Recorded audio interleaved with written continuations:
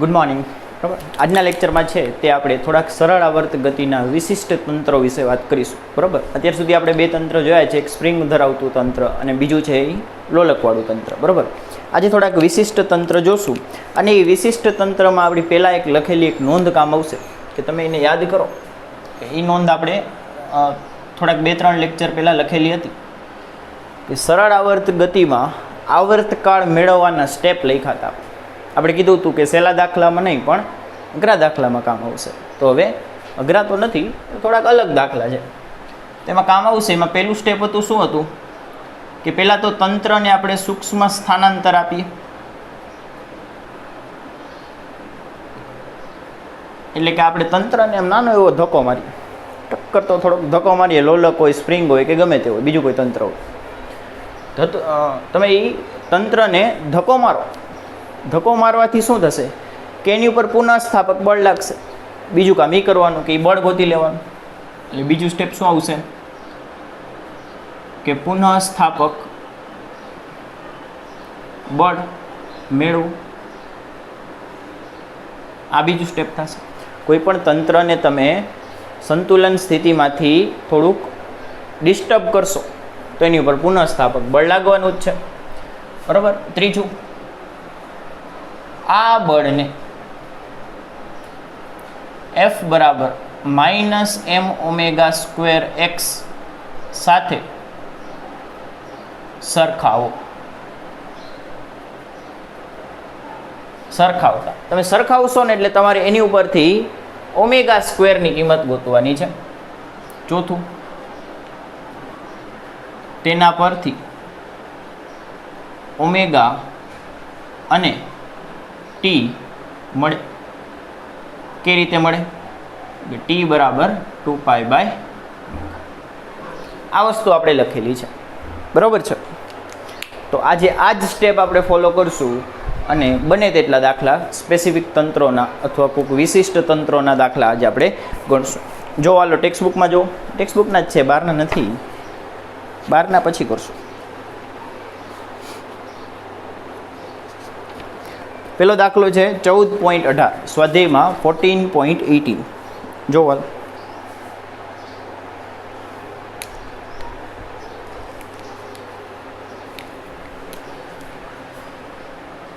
સ્વાધ્યાયમાં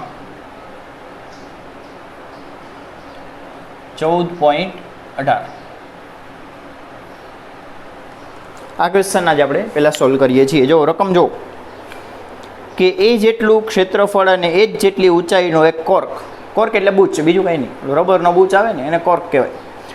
એ છે એ એક ρL ઘનતાના, ρ1 નથી, ρL છે, L ફોર લિક્વિડ, ρL ઘનતાના પ્રવાહીમાં તરે છે. બરાબર છે. તો પહેલાં આટલું પહેલાં ડ્રો કરવાની ટ્રાય કરી. ધારો કે આ કોઈ એક પાણી ભરેલું પાત્ર છે.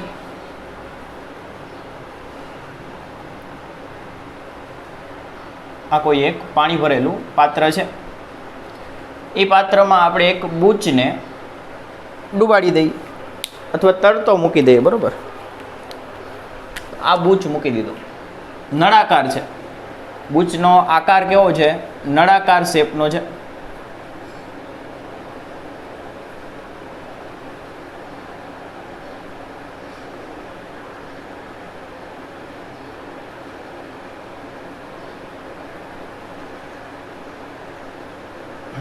આ બૂચ આપણે મૂકી દીધો. બરાબર. બૂચનું ક્ષેત્રફળ કેટલું આપ્યું છે? તો આનું ક્ષેત્રફળ, એ ક્ષેત્રફળ આપેલું છે.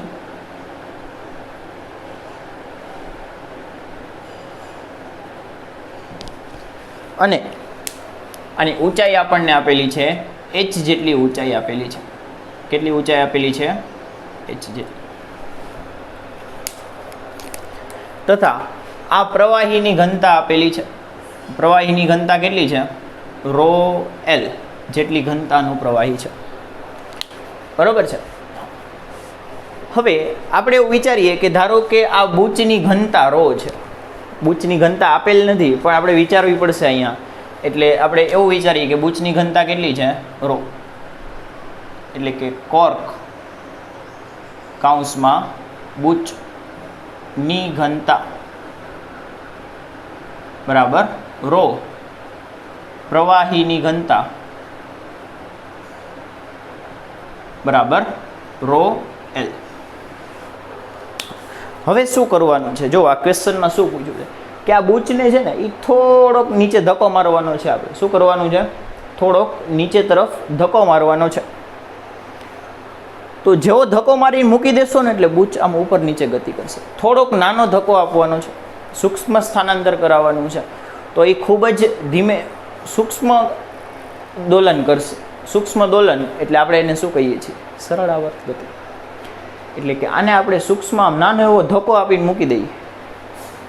નાનો એવો ધક્કો આપીને મૂકી દઈએ તો બૂચ છે એ આ રીતે દોલન કરશે. એ દોલન સરળ આવર્ત છે કે નહીં એ આપણે દર્શાવવાનું છે. એ દોલન સરળ આવર્ત છે કે નહીં, અને જો હોય તો એનો આવર્તકાળ આપણને આ કંઈક આપ્યો છે એ સાબિત કરી દેવાનો છે કે અહીં t બરાબર 2π √ h rho upon rho L G સાબિત કરો કે બૂચને તમે નાનો એવો ધક્કો આપીને મૂકી દો તો પછી આવર્તકાળ આટલો હશે અને ગતિ સરળ આવર્ત હશે. આ ખાલી સાબિત કરી દેવાનું છે, વધારે કાંઈ નથી કરવું. જો તો આ સ્ટેપ ફોલો કરીએ. બરાબર, આનો આન્સર સ્ટાર્ટ કરીએ.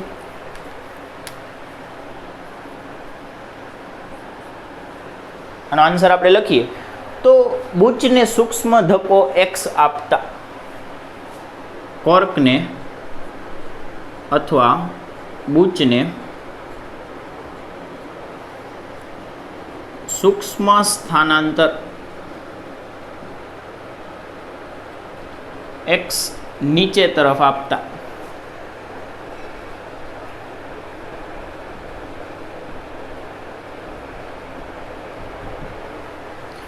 એટલે આ શું કરીએ કે આપણે આ બૂચને છે ને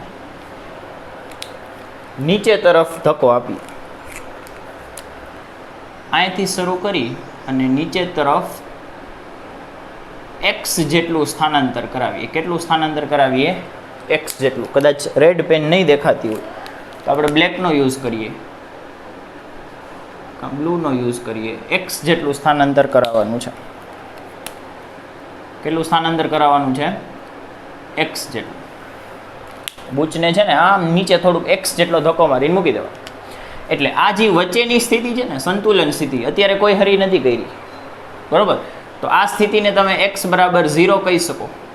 બૂચને તમે નીચે તરફ ધક્કો દો તો બૂચ છે એ આમ ઉપર નીચે દોલન કરશે. બરાબર છે? તો એ સરળ આવર્ત છે એ સાબિત કરવાનું છે અને એનો આવર્તકાળ ગોતી દેવાનો છે. બરાબર છે? જો શરૂ કરીએ તો નીચે તરફ ધક્કો આપતા તેના પર ઉપર તરફ પાણીમાં કયું બળ લાગે?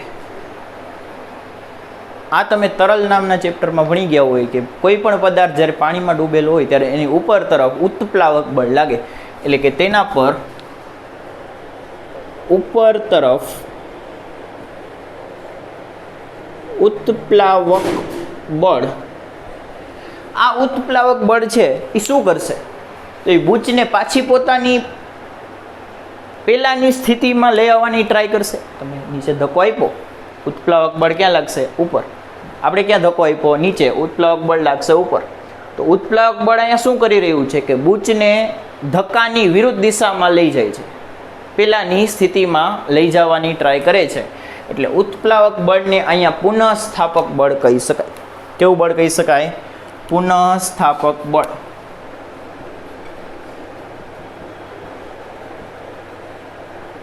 એવું નથી પુનઃસ્થાપક બળ એક જ હોય, ગમે તે જે સ્થિતિને પાછી લાવવાની ટ્રાય કરે એને પુનઃસ્થાપક બળ કહેવાય. અહીંયા ઉત્પ્લાવક બળ છે એ પાછો લાગે છે એટલે એને આપણે પુનઃસ્થાપક બળ કહેશું. હવે ઉત્પ્લાવક બળનું સૂત્ર શું થાય? ઉત્પ્લાવક બળનું સૂત્ર શું થાય એ હમણાં જોઈએ. ઉત્પ્લાવક બળનું સૂત્ર તમારે કદાચ યાદ હોવું જોઈએ કે તેના પર ઉપર તરફ ઉત્પ્લાવક બળ લાગે છે. ઉત્પ્લાવક બળ ગોતી પહેલાં મારે એક વસ્તુ નાની વિચારવી પડશે, પછી આપણે ઉત્પ્લાવક બળમાં જઈએ. કે ધારો કે આ બુચ છે ને એ એલ જેટલો પાણીમાં ડૂબેલો છે. કેટલો પાણીમાં ડૂબેલો છે? એલ જેટલો પાણીમાં ડૂબેલો છે. એલ. કે જો બુચ એલ જેટલો પ્રવાહીમાં ડૂબેલો હોય, બુચ એલ જેટલો પ્રવાહીમાં ડૂબેલો છે, આવું આપણે વિચારીએ છીએ. હવે ઉત્પ્લાવક બળની વાત કરીએ કે ઉત્પ્લાવક બળ અથવા બીજી રીતે કહીએ તો પુનઃસ્થાપક બળ કેટલો થશે? તો એનું શોર્ટ ફોર્મ્યુલા છે ρg. ઉત્પ્લાવક બળનું સિમ્પલ અને શોર્ટ ફોર્મ્યુલા છે ρv. બરાબર, પર્સનલ નથી લેવાનું, આપણે ખાલી નામ બનાવવા માટે જ કરીએ છીએ કે ρvg અથવા ρg. હવે અહીંયા v એટલે શું આવે છે? v હકીકતે અહીં v નથી આવતું, થોડુંક જ ચેન્જ કરું છું. બરાબર, તમે 13મા ચેપ્ટરમાં આ જ ભણી ગયા હોય કે આ જ છે તરલ ચેપ્ટરમાં, પણ આમાં થોડોક આપણે ફેરફાર લઈએ છીએ કે ρg નહીં પણ ρ ડેલ્ટા vg લઈએ છીએ. શું લઈએ છીએ? ρ ડેલ્ટા vg. અને ઉત્પ્લાવક બળ એ પાણી વડે પ્રવાહી વડે લાગે છે એટલે અહીંયા ઘનતા પણ પ્રવાહીની આવશે એટલે ρl આવશે. આવડું ρl આવશે. ρ એટલે કોની ઘનતા? તો પાણી વડે લાગે છે, પ્રવાહી વડે લાગે છે એટલે અહીં ρl, L ફોર લિક્વિડ. અને ડેલ્ટા v એટલે શું થાય? ડેલ્ટા v એટલે કે સ્થાનાંતરિત. તમે જ્યારે બુચને ધક્કો મારો ને તો જેટલું પણ પાણી ખસી જાય ને, પાણી જેટલું ખસતું જાય, બુચને તમે નીચે લેતા જાઓ તો એ જગ્યા ઉપર પેલા પાણી હોય, બુચ નીચે વયું જાય એટલે પાણી થોડુંક થોડુંક ખસતો જાય. જે પાણી ખસી ગયું એ પાછું બળ લગાડે, એને ઉત્પ્લાવક બળ કહેવાય. તો સ્થાનાંતરિત પ્રવાહી વડે અથવા સ્થાનાંતરિત પ્રવાહીનું કદ, કોનું કદ? ડેલ્ટા વી એટલે સ્થાનાંતરિત પ્રવાહીનું કદ, કે બુચ વડે સ્થાનાંતરિત પ્રવાહીનું કદ. બરોબર છે? ડન. હા, તો ડેલ્ટા વી કેટલું થશે? ડેલ્ટા વી કેટલું થશે? તમે કેટલું સ્થાનાંતરિત કર્યું? x જેટલું સ્થાનાંતરિત કર્યું.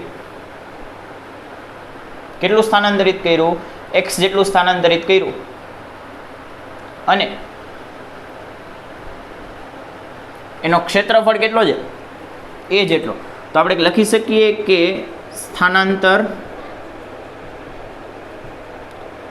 લંબાઈ ગુણ્યા ક્ષેત્રફળ. લંબાઈ ગુણ્યા ક્ષેત્રફળ કરો એટલે આપણને કદ મળે, પણ આ સ્થાનાંતરિત લંબાઈ લેવાની કેટલી છે?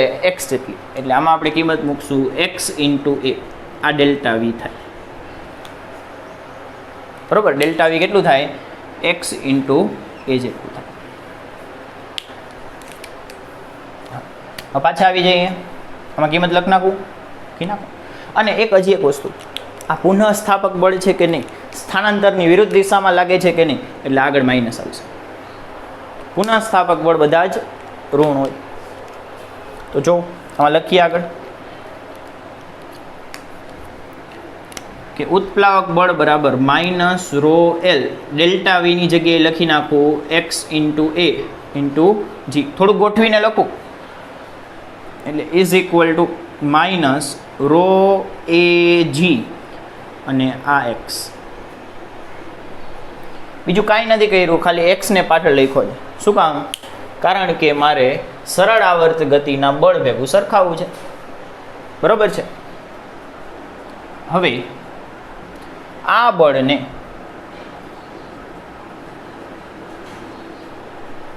સરળ આવર્ત ગતિ ના બળ F બરાબર -m²x સાથે સરખાવતા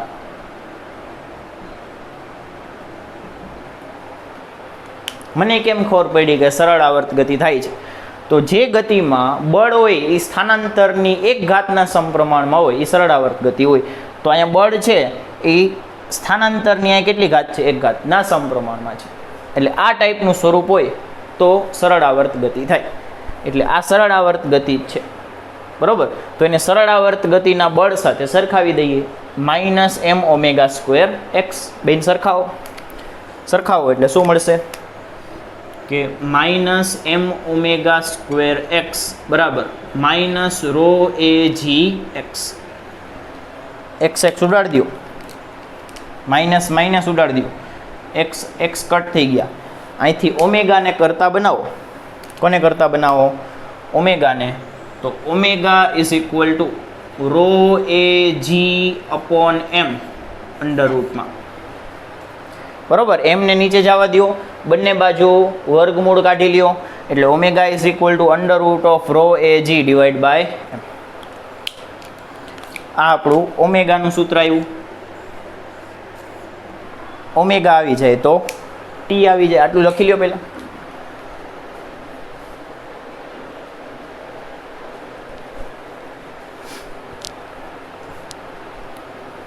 લખાઈ ગયું?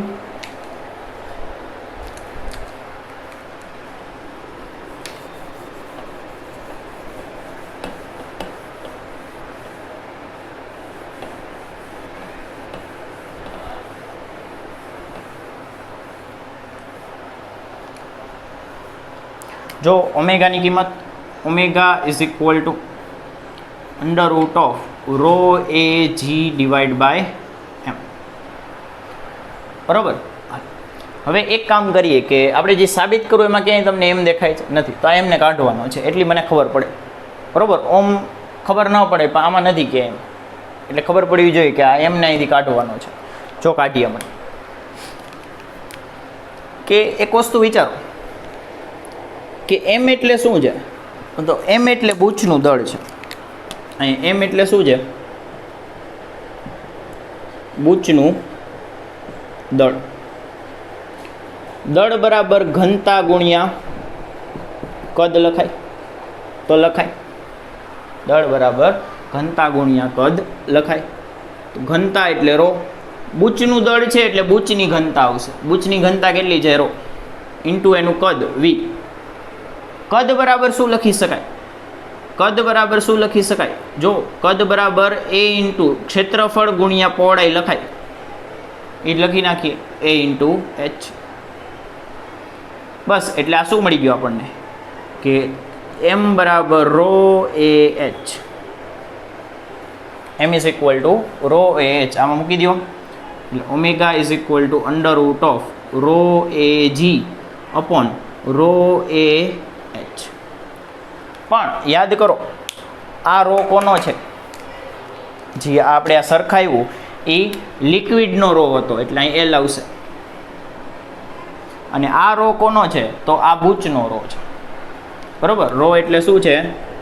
બૂચની ઘનતા છે. કન્ફ્યુઝ નહીં થવાનું ખોટું. બૂચનું દળ, બૂચની ઘનતા. બળ પાણી લગાડે એટલે એમાં પાણીની ઘનતા આવશે અથવા પ્રવાહીની ઘનતા આવશે.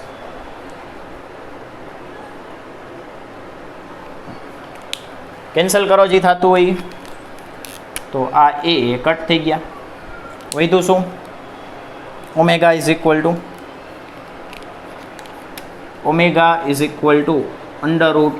√ρ(L)g/ρh. હવે ઓમેગા બરાબર 2π/t થાય. ઓમેગા બરાબર શું થાય? 2π/t. એટલે ઓમેગાની જગ્યાએ લખ નાખી 2π/t બરાબર √ρLg/ρh. બંને બાજુ ઉલટાવો, બંને તરફ ઉલટાવતા એટલે ટીના છેદમાં 2π ઇઝ ઇક્વલ ટુ અંડરરૂટ એમને મજરી ρh/ρLg.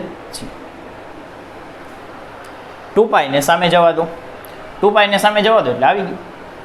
2π ને આપણે અહીંયાથી ઉપાડી અને સામે જવા દઈએ એટલે 2π આવી જશે ગુણાકારમાં ઇઝ ઇક્વલ ટુ 2π. આ આપણો આન્સર. જગ્યા નથી એટલે આવું કરવું પડે છે, બાકી તો તમે ડિટેલમાં લખજો. આ આપણો આન્સર. ટી બરાબર 2π ρh ρLg. ટી બરાબર 2 under root of rho H upon rho L G. થઈ ગયું? લખી લો. સ્ટેપ આ જ ફોલો કર્યા, જો ચેક કરતા જજો. સૂક્ષ્મ સ્થાનાંતર આપ્યું, પુનઃસ્થાપક બળ મેળવ્યું, સરખા એવું ટી ગોઈતું, પૂરું.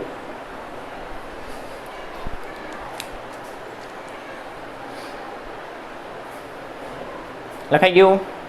હા. હવે આ સૂત્ર ઉપરથી એક નાની નોંધ લખી, વધારે મોટી નોંધ નહીં, નાની નોંધ લખીશું, બાકી વધારાનું બધું કાઢ નાખો.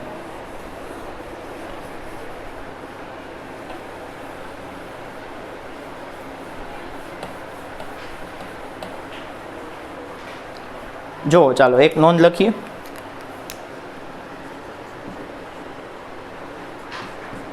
નાની એમથી જ છે કે પ્રવાહીમાં તરતા બૂચ માટે સૂક્ષ્મ સ્થાનાંતર આપ્યા બાદ ટી બરાબર 2 under root of rho H upon rho L G થાય. બરાબર. આ ટીને આપણે લોલકના ટી સાથે સરખાવીએ, જેને સાદા લોલકના આવર્તકાળ ટી બરાબર 2 under root of L by G સાથે સરખાવતા. આ બેયને સરખાવો તો અહીંયાથી તમારે એલ કોણ બનશે એ તમારે ધ્યાન લેવાનું. જી તો જી હોય, 2 તો 2 ટી તો ટી, તો એલ બરાબર શું મળે છે જોઈ લો. એટલે કે એલ બરાબર શું મળશે જોવો તો, રો ઇન્ટુ એચ છેદમાં રો એલ.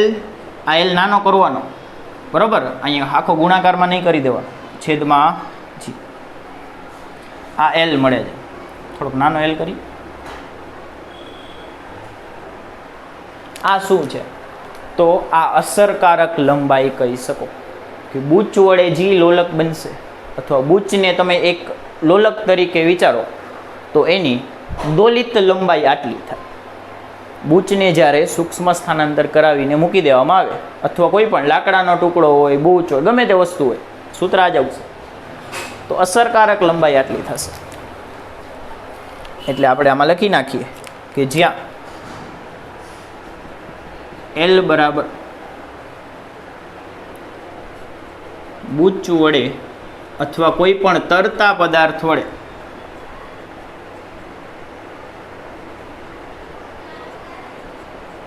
બનતા લોલકની લંબાઈ, બરાબર છે, તરતા પદાર્થ વડે બનતા દોલનની લંબાઈ અથવા લોલકની જેમ કરવું લખી. અમુક વખતે છે ને સીધું એલ પૂછી લે છે. મેં ઘણા MCQ જોયા છે કે જેમાં સીધું તમારે આ સૂત્ર યાદ રાખવાનું હોય છે, કાં પછી આ યાદ રાખો. બેમાંથી એક જ વસ્તુ યાદ રાખજો. યાદ તો રાખવું પડશે, કારણ કે આ MCQ બહુ કામ આવશે. સીધે સીધું આપી દેશે અને સીધું ટી ગોતવાનું હશે. જો સૂત્ર આવડતું હશે તો સાવ રમત જેવો MCQ થઈ જશે. સૂત્ર આવડવો જોઈએ, બરાબર છે. એટલે હું તો કહું છું એલ યાદ રાખી લ્યો, ચાલશે.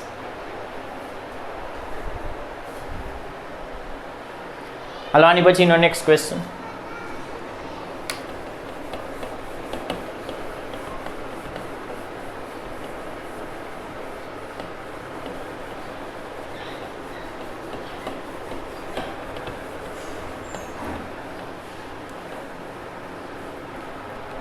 ની પછીનો નેક્સ્ટ ક્વેશ્ચન છે એ છે 14.19. સ્વાધ્યાયમાં 14.19. આમાંથી ખાલી એક ચેન્જ કરવાનો છે. 18 કાઢી અને ત્યાં 19 કરી નાખવાના છે. શું કહે છે જો, પારો ધરાવતી એક યુટ્યુબનો એક છેડો સક્શન પંપ સાથે અને બીજો છેડો વાતાવરણ સાથે છે, બરાબર.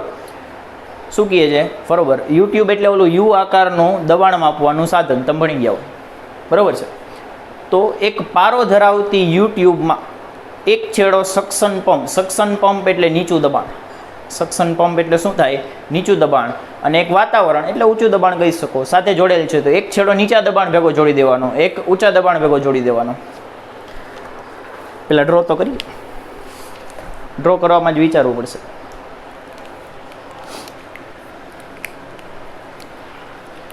જુઓ, ચાલો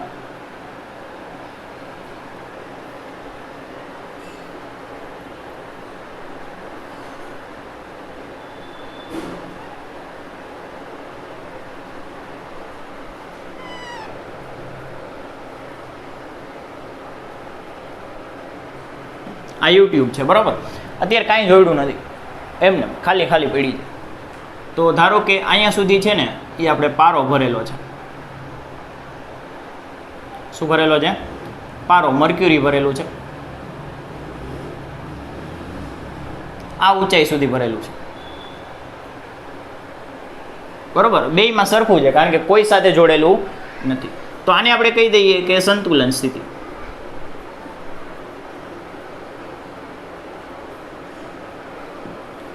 આને શું કહી દઈએ આપણે? સંતુલન સ્થિતિ. સંતુલન સ્થિતિ કહેવાય. હવે શું કરવાનું કે આની એક બાજુ છે ને સક્શન પંપ એટલે બીજું કાંઈ નહીં વિચારવાનું, નીચું દબાણ જોડો. એક તરફ સક્શન પંપ એટલે કે નીચું દબાણ, અને બીજું તરફ વાતાવરણનું દબાણ રહેવા દેવાનું. ધારો કે આપણે આ તરફ નીચું દબાણ જોડીએ, જે તરફ નીચું દબાણ હોય એ તરફ પ્રવાહી ખેંચાઈ આવે, બરાબર. એટલે પારો ખેંચાઈ જશે થોડો. તો આપણે લખીએ, અથવા પેલા ડ્રો કરીએ, લખીએ આગળ કે હવે યુટ્યુબમાં સક્શન પંપ કૌંસમાં નીચું દબાણ જોડતા, એક તરફ નીચું દબાણ એક તરફ વાતાવરણ છે, એટલે નીચું દબાણ જોડો. યુટ્યુબના એક તરફની ભુજામાં અથવા બાજુમાં, બાજુને કોલમ કહેવાય, બાજુને શું કહેવાય? કોલમ કહેવાય.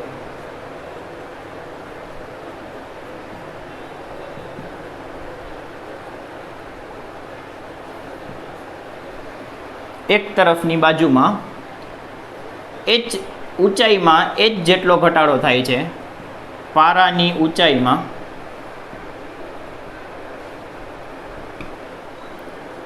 h જેટલો ઘટાડો,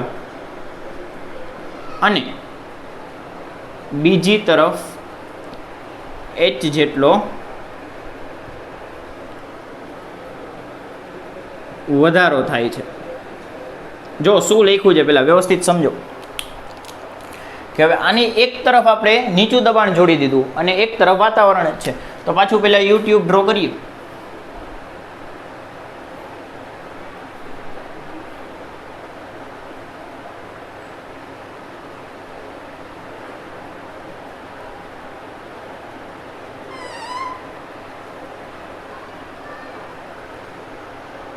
બરોબર, આ પહેલાની સ્થિતિ.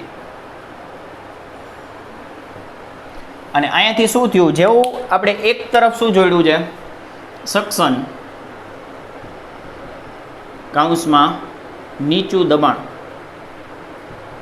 અને બીજી તરફ વાતાવરણ.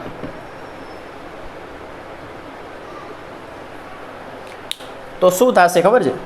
કે આ તરફથી છે ને જે પ્રવાહી છે એ h જેટલો નીચે જશે, અને આ તરફ h જેટલો ઉપર જશે. જે બાજુ નીચું દબાણ એ બાજુ પ્રવાહી ખેંચે, અને એની વિરુદ્ધ બાજુ એટલે કે બીજી કોલમમાં, આ કોલમમાં, કોલમ કહેવાય, સ્તંભ કહેવાય, કોલમ અથવા સ્તંભ કહો, બરાબર. બાજુમાં ન લખીએ, તમારે સ્તંભ શબ્દ જે તમે ઓળખો છો તો આપણે સ્તંભ કરી નાખીએ. તો આ સ્તંભમાં h ઘટશે ને આ સ્તંભમાં h વધશે. આ જૂની છે. તો ઘટ્યા પછી ધારો કે આટલું થાય છે પ્રવાહી, આ ઊંચાઈ કેટલી હશે? h જેટલી હશે, બરાબર છે.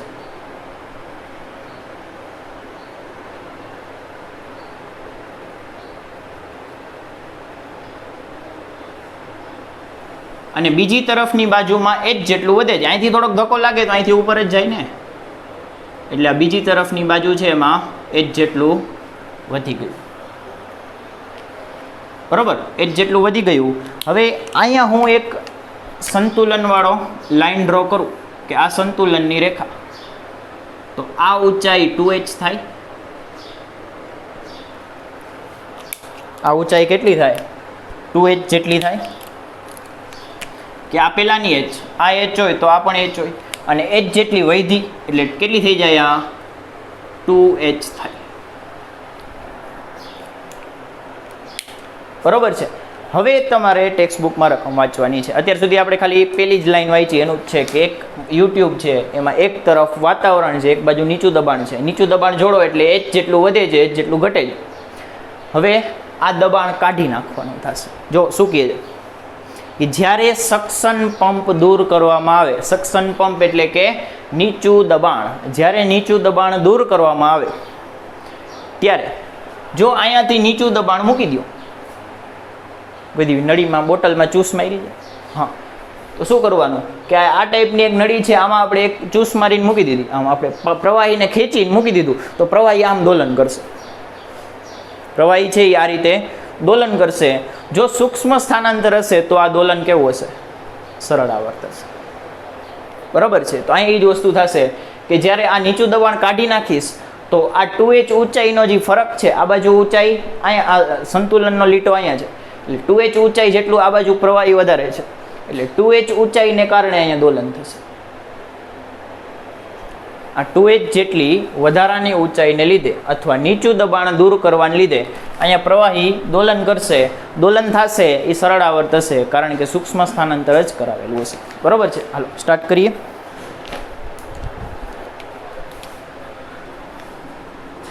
કે હવે આન્સર જ છે પહેલેથી કે હવે સક્શન પંપ કૌંસમાં નીચું દબાણ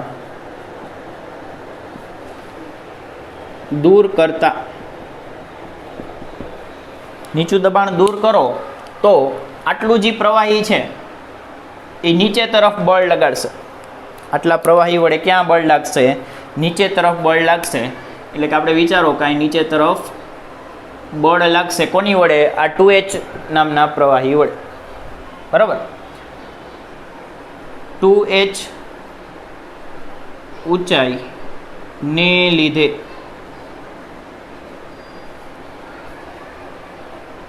નીચે તરફ બળ લાગે છે.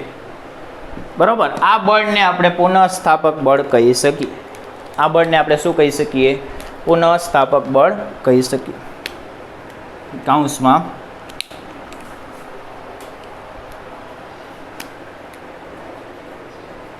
પાછી આવી સ્થિતિ લાવવાની ટ્રાય કરશે. એ બળ છે ને આમ પ્રવાહીને પાછું નીચે લઈ આવશે, એટલે પાછી સંતુલન સ્થિતિ લાવવાની ટ્રાય કરશે. એટલે આપણે એને શું કહી શકીએ? પુનઃસ્થાપક બળ.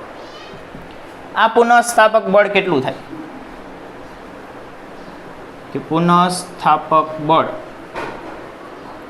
કેટલું થશે? ઇઝ ઇક્વલ ટુ બળ એટલે શું થાય? દબાણ ગુણ્યા ક્ષેત્રફળ થાય. દબાણ એટલે ρ g h, ρ g પણ h નથી, 2h છે. દબાણ એટલે ρ g h પણ h નથી, કેટલું છે? 2h છે. અને ક્ષેત્રફળ તો ધારો કે આનું ક્ષેત્રફળ એ છે. બરાબર. આ જે ટ્યુબ છે ને એનું ક્ષેત્રફળ આપણે એ ધારી લઈએ, એટલે એ તો કોઈ કહેવા જેવી વસ્તુ નથી. બરાબર. એ જ આ પુનઃસ્થાપક બળ છે. પુનઃસ્થાપક બળ છે એટલે નેચરમાં કેવું હશે? ઋણ હશે, કારણ કે સ્થાનાંતર ઉપર તરફ છે અને બળ નીચે તરફ લાગે છે. ક્લિયર છે? તો તમે આ એક વસ્તુ અહીંયા વિચારો કે અત્યાર સુધી આપણે સૂક્ષ્મ સ્થાનાંતર છે ને એ x જેટલું લેતા હતા. સૂક્ષ્મ સ્થાનાંતરને અથવા સ્થાનાંતર ચલ બદલાતું જે હોય એને આપણે શેના વડે દર્શાવતા હતા? x વડે. આ સૂત્રમાં એ એચ જેટલું છે. કેટલું છે? એચ જેટલું. જે આપણે એક્સ કહેતા હતા અત્યાર સુધી એ આમાં કે શું છે? એચ છે. એટલે આ એચને અલગ રાખીને બાકી બધાને એક ભેગા કરી નાખીએ. બરાબર? આ ટાઈપનું સમીકરણ બનાવવા માટે is equal to minus rho G, sorry 2 ને આગળ લઈ લઈએ કે 2 રો જી એચ અને સોરી રો જી એ અને એચને રાખી દઈએ અલગ, કારણ કે એચ આપણી બદલાતી રાશિ છે. ક્યારેક પ્રવાહી આમ જશે, વળી આમ જશે, વળી આમ જશે, તો આ ઊંચાઈ બદલાશે. એટલે સ્થાનાંતર ચલ કોણ છે? એચ છે. બરાબર? નીચે દેખાય જ છે. હવે દેખાય છે. તો હવે આપણે લખીએ કે આ બળને સરળ આવર્ત ગતિના બળ F બરાબર minus m omega square x સાથે સરખાવતા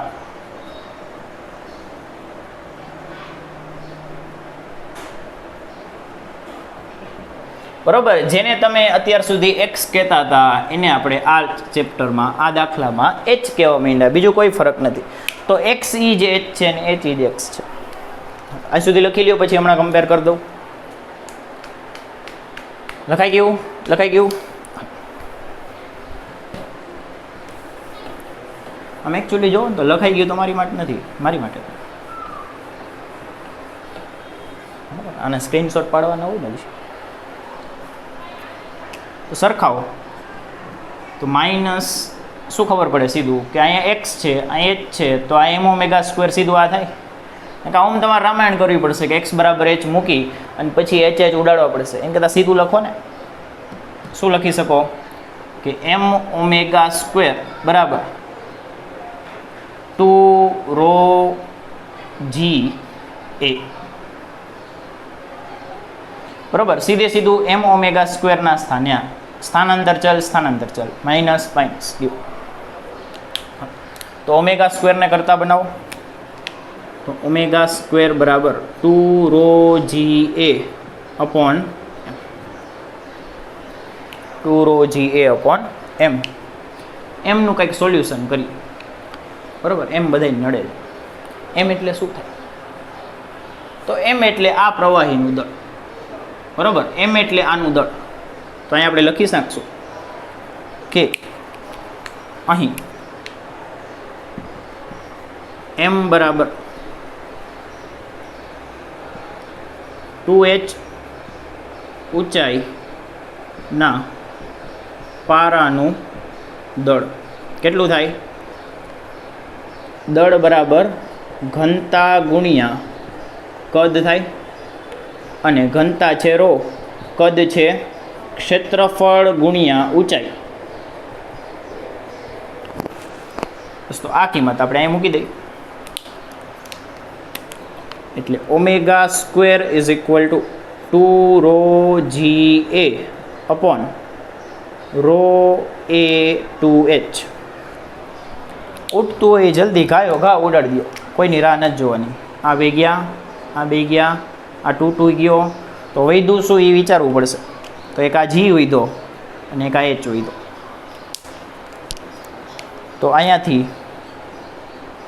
ઓમેગા સ્ક્વેર બરાબર G by H under root કાઢો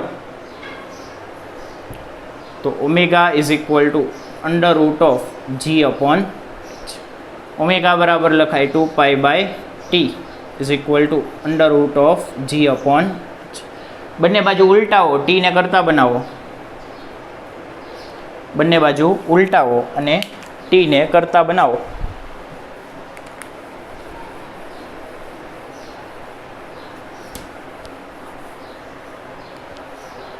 આ જ લખીએ, વાંધો કન્ટિન્યુ લખાય ને કે omega is equal to under root of G upon H એટલે 2 પાઈ બાય ટી બરાબર under root of G upon H. હવે બંને બાજુ ઉલટાવો એટલે ટીના છેદમાં 2 પાઈ બરાબર under root of H upon G. 2 પાઈને સામે જવા દો એટલે ટી બરાબર 2 પાઈ અંડર રૂટ ઓફ શું થયું?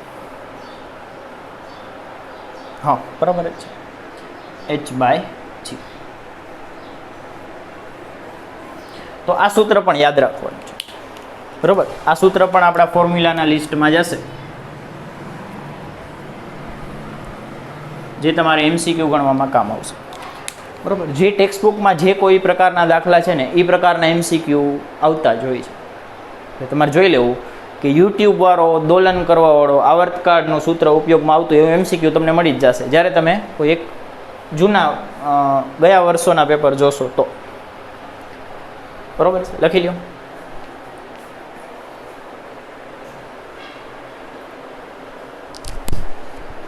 હાલો પૂરું. હાલો હવે નેક્સ્ટ ક્વેશ્ચન પૂછી નાખો.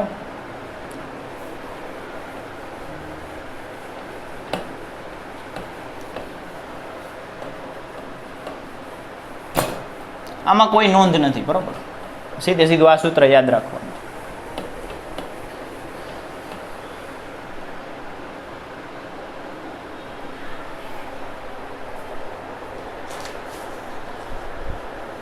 એની પછીનો જ ક્વેશ્ચન છે કે 14.20.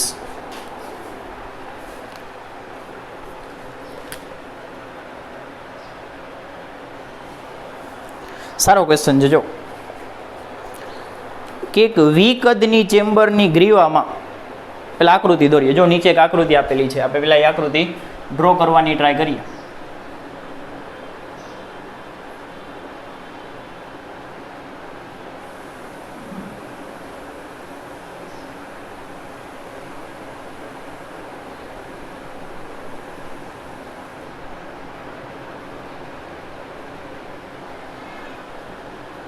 વિચારો કે આ વી કદનું એક ચેમ્બર છે, બરાબર. ચેમ્બર એટલે કે આમ પાત્ર છે,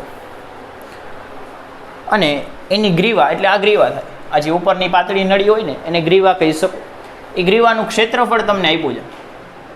આ ગ્રીવાનું આ ક્ષેત્રફળ તમને આપ્યું. ત્રિપરિમાણમાં વિચારવાનું છે, દ્વિપરિમાણ નહીં. કે આ જે પાઇપ છે એ સૂક્ષ્મ પાઇપનું ક્ષેત્રફળ એ છે.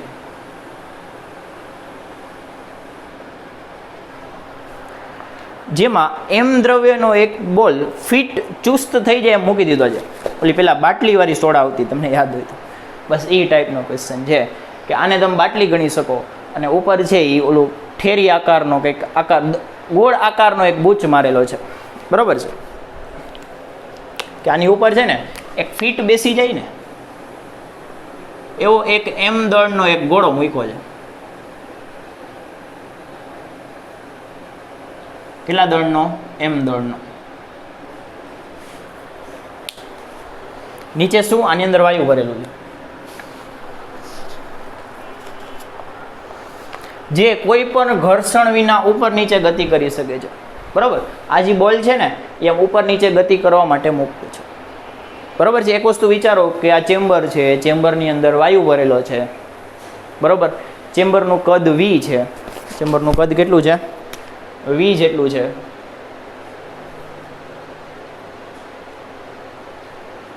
અને એની ઉપર એક એ ક્ષેત્રફળની એક નળી આપેલી છે, ગ્રીવા આપેલી છે.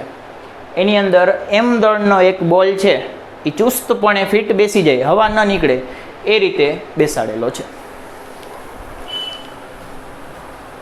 અને જે ઉપર નીચે ગતિ કરી શકે છે, બરાબર. હવે અહીંયા શું કરવાનું છે? જો આ સ્થિર સંતુલિત સ્થિતિમાં તંત્ર છે, આપણે હળી કરવાનો તો પૂરો આમ મજા જ આવતી હોય. તો અહીં શું કરશું કે આ બોલને થોડોક પ્રેસ કરીને મૂકી દો. આ જે બોલ છે ને એને આપણે થોડોક ધક્કો આપીને મૂકી દઈએ. એ ગતિ કરવા માટે તો મુક્ત છે. જેવો તમે બોલને નીચે ધક્કો આપશો એમ આ જે વાયુ છે એનું કદ ઘટશે, એ દબાશે. જેવો આપણે બોલને ધક્કો આપશું એમ કદ ઘટશે, દબાણ વધશે, એટલે બોલ ઉપર તરફ પાછું બળ લાગશે, એટલે બોલ છે ને આમ ગતિ કરશે. સૂક્ષ્મ સ્થાનાંતર આપવાનું, બરાબર. એટલે આપણે શું કરીએ છીએ કે બોલને એક સૂક્ષ્મ ધક્કો આપતા, એથી નીચે તરફ તમે ધક્કો આપો, x જેટલું સ્થાનાંતર કરાવો, તો બોલ છે એ આ રીતે સરળ આવર્ત ગતિ કરશે. શું કરશે? સરળ આવર્ત ગતિ કરશે. એ સરળ આવર્ત ગતિનું આવર્તકાળ મેળવી દેવાનો. અઘરું નથી, આ સ્ટેપ ફોલો કરો, બીજું કાંઈ નહીં. જો ચાલો કરી કે પાત્રનું કદ અથવા કૌંસમાં વાયુનું પ્રારંભિક કદ બરાબર v છે. બીજું તો કાંઈ આપ્યું નથી. આનો આન્સર સ્ટાર્ટ કરી.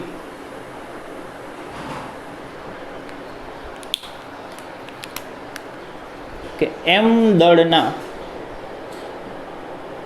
બોલને x જેટલું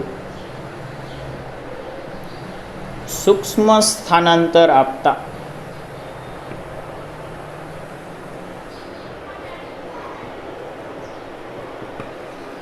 તેના ઉપર તરફ કોઈક બળ લાગશે. એ કયું બળ છે આપણે ધીમે ધીમે ગોતતા જઈએ, બરાબર છે. પણ બળ પહેલાં આપણે કે બીજું કંઈક વિચારવું પડશે, કારણ કે ચોખ્ખે ચોખ્ખું કોઈ બળ દેખાતું નથી, બરાબર છે. ખાલી શું થશે કે બોલને નીચે લઈ જાઓ તો આ કદ ઘટશે. વાયુનું કદ અચળ ન હોય, વાયુને તમે દબાવીને કદ ઘટાડી શકો. તો આ બોલને જ્યારે તમે નીચે લઈ જશો તો આ કદ ઘટશે. એટલે લખીએ છીએ કે જેથી વાયુના કદમાં ડેલ્ટા વી જેટલો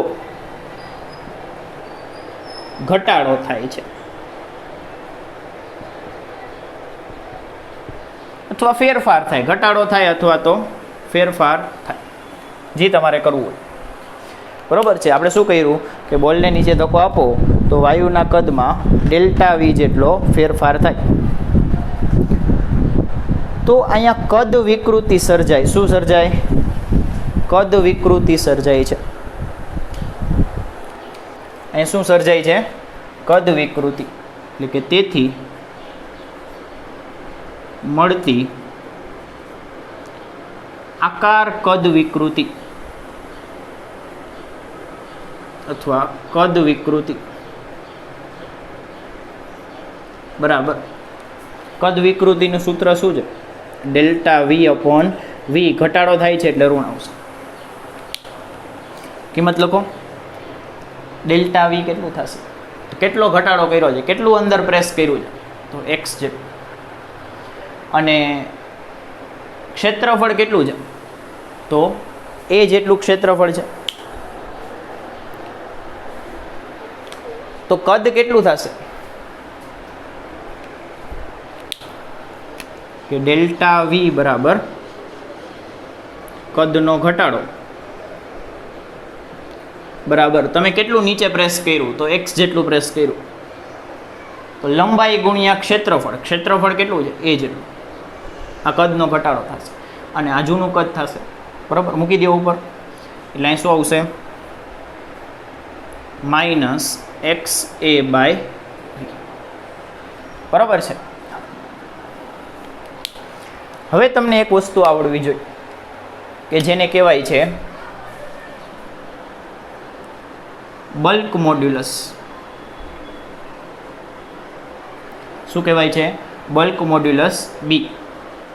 એનું સૂત્ર થાય, એનું સૂત્ર શું લખી શકો કે પ્રતિબળ છેદમાં, પ્રતિબળ ન લખો, અહીંયા આપણે દબાણ લખીએ.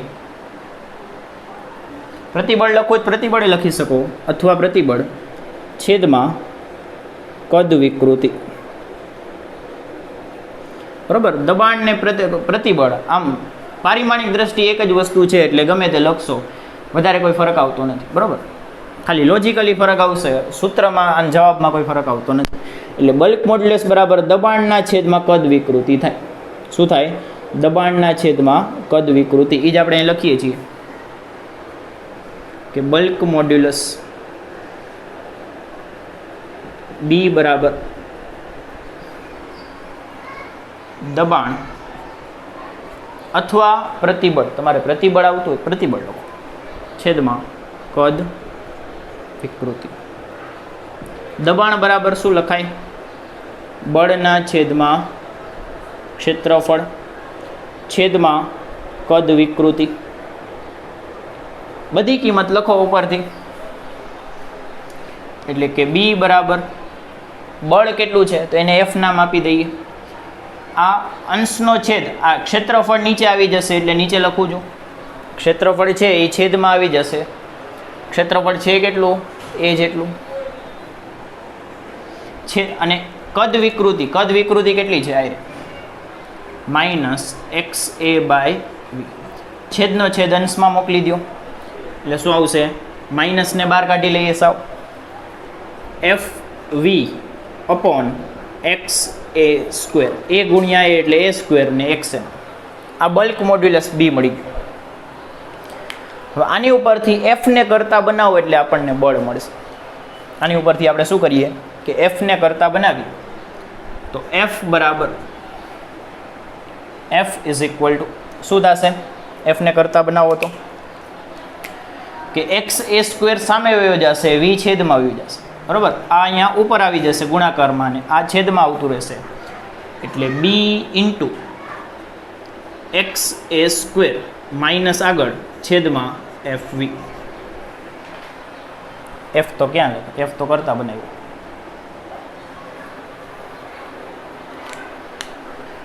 બરોબર છે, લખી લો આટલું. થોડું ગોઠવીને આને લખી શકો હજી કે is equal to minus b A square by v into x. B a સ્ક્વેરના છેદમાં વી ઇન્ટુ એક્સ. હવે લખી લો. લખી લીધું? ડન.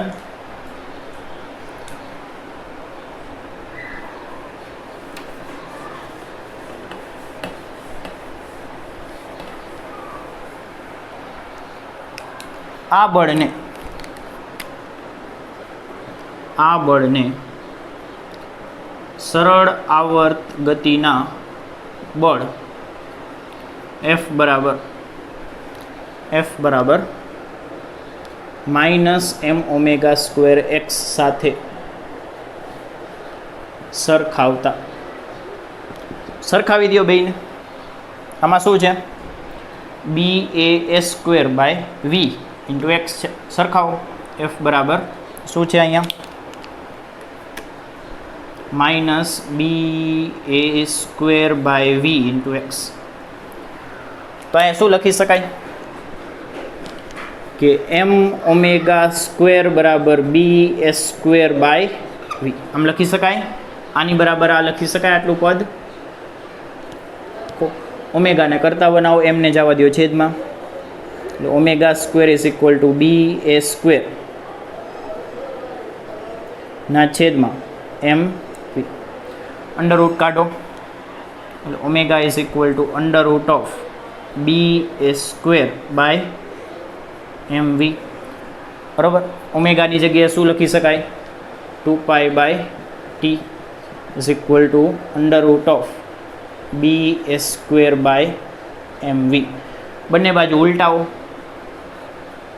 એટલે ટીના છેદમાં 2 બરાબર under root of M v છેદમાં બી એ સ્ક્વેર.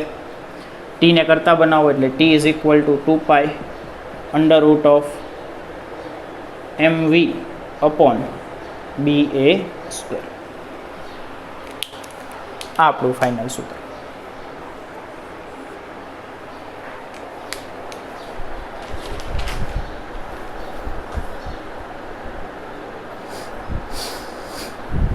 એમ વી અપોન બી એ સ્ક્વેર લખી લો. ચાલો પછી આમાં એક નાની નોંધ આવશે.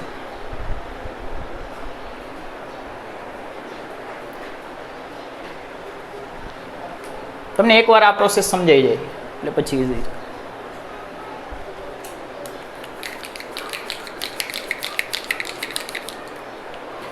થઈ ગયું તો ચાલો એક નોંધ લખીએ.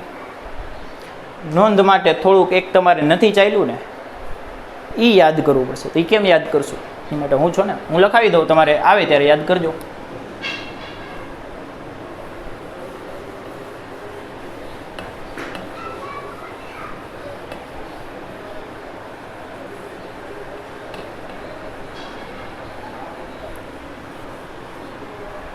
ક્વેશ્ચન વાંચો.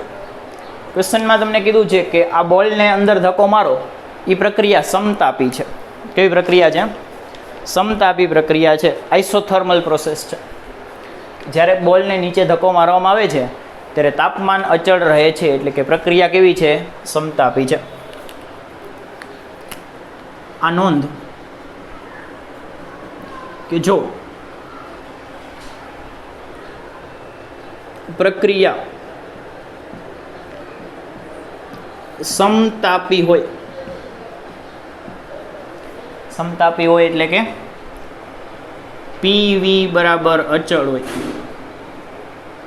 આ જ છે ને સમતાપી પ્રક્રિયાનું સમીકરણ, દબાણ ગુણ્યા કદ બરાબર અચળ. સમતાપી હોય તો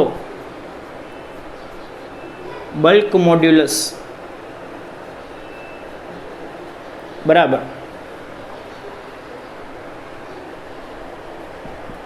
દબાણ થાય. બલ્ક મોડ્યુલસ બરાબર દબાણ થાય. બલ્ક મોડ્યુલસને આપણે B વડે દર્શાવીએ છીએ, દબાણને P વડે. આમાં કિંમત લખો એટલે કે T બરાબર 2π √mv અપોન PA². બરાબર. અમુક વખતે દબાણ નહીં પણ દબાણનો ફેરફાર આપેલો હોય તોય કોઈ વાંધો આવશે નહીં. અમુક વખતે બલ્ક મોડ્યુલસ બરાબર દબાણ નહીં પણ દબાણનો ફેરફાર આપેલો હોય તો કોઈ વાંધો આવશે નહીં. બરાબર છે. આ સાબિત કરવું હોય તો સાવ ઇઝી છે. બરાબર. આ લખી લ્યો એટલે ખાલી 2 મિનિટ શીખવાડી દઉં, વધારે નહીં, ખોટું અઘરું નથી કરવું આપણે. બરાબર. અહીંયા પૂરું થઈ ગયું આપણે, લગભગ આજનો લેક્ચર એ પૂરો થઈ ગયો. હા, આપણો આજનો લેક્ચર પણ ઓલમોસ્ટ પૂરો થઈ ગયો છે. ચાલો, કઈ રીતે આવ્યું? આવું શું કામ થાય છે? લખાઈ ગયું?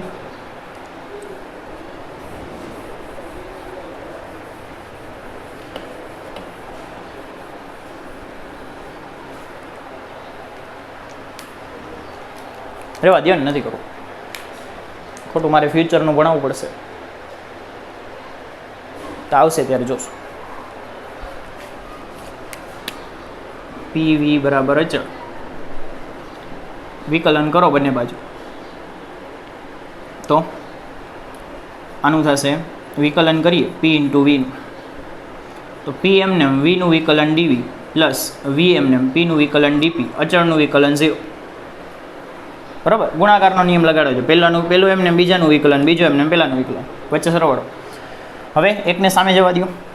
P ડેલ્ટા V બરાબર V માઇનસ V dP. આમાંથી આપણે P ને કરતા બનાવીએ કે P બરાબર minus V dP upon dV minus dP upon, આને આમ લખી શકાય dV અપોન V. P બરાબર આમ લખી શકાય, જુઓ તો. હવે D ની જગ્યાએ ડેલ્ટા લખી નાખો.